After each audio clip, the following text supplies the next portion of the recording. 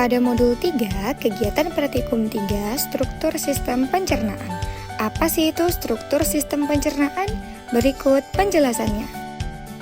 Sistem pencernaan adalah serangkaian organ dalam tubuh manusia yang bekerja sama untuk menerima makanan, mengolahnya menjadi zat gizi, menyerap nutrisi yang dibutuhkan oleh tubuh, serta membuang sisa-sisa makanan yang tidak dapat digunakan.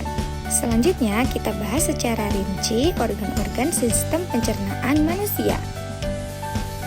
Fungsi dan proses pencernaan pada organ mulut. Fungsi mulut yang pertama ada sebagai pintu masuk makanan ke dalam tubuh, mengunyah makanan hingga menjadi lebih kecil dan halus, mencampur makanan dengan air liur, memulai proses pencernaan kimiawi terhadap karbohidrat, dan membentuk bolus atau gumpalan lunak makanan yang siap ditelan.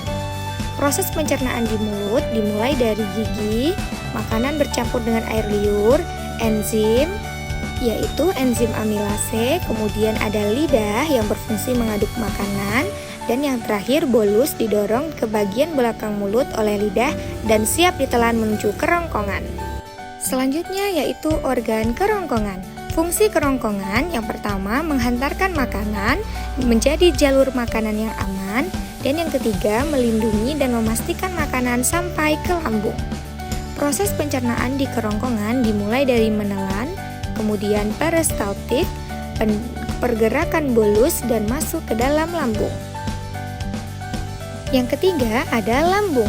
Fungsi lambung menyimpan makanan sementara, mengaduk dan mencampur makanan, mencerna makanan secara kimiawi, membunuh kuman, mengatur pengeluaran makanan. Proses pencernaan di lambung, yang pertama, makanan masuk ke dalam lambung, kemudian terjadi pengadukan mekanis, pencernaan kimiawi dan pembentukan kimus, serta pengeluaran ke usus halus. Selanjutnya ada organ usus halus. Fungsinya adalah tempat pencernaan kimiawi utama, tempat penyerapan sari-sari makanan, melanjutkan pemecahan zat makanan, membantu menjaga keseimbangan proses pencernaan, serta memilah hasil penyerapan. Proses yang terjadi pencernaan di usus halus, kimus masuk dari lambung ke duodenum. Kemudian pencampuran dengan empedu dan enzim pankreas. Yang ketiga, pencernaan kimiawi lanjutan, kemudian penyerapan nutrisi melalui villi, dan yang terakhir sisa makanan menuju usus besar. Selanjutnya ada organ usus besar. Fungsi usus besar menyerap air dan elektrolit, tempat aktivitas bakteri baik, membantu pembentukan vitamin, membentuk dan menyimpan feses, serta membantu proses buang air besar atau defekasi. Proses pencernaan di usus besar, yang pertama sisa makanan masuk dari usus halus, kemudian penyerapan air dan elektrolit. Yang ketiga, aktivitas bakteri baik, pembentukan dan penyimpanan feses, serta pengeluaran feses atau defekasi. Yang terakhir ada organ rektrum dan anus. Fungsi rektrum dan anus. Yang pertama, rektrum atau usus tegak menyimpan sementara feses yang berasal dari usus besar, membantu penyerapan sedikit air dan elektrolit dari feses sehingga feses menjadi lebih padat. Yang ketiga, mengirim sinyal ke otak ketika rektrum terisi penuh untuk memicu keinginan buang air besar.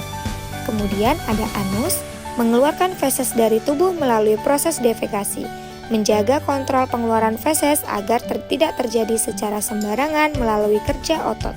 Kemudian menjaga kebersihan dan kesehatan saluran pencernaan bagian luar.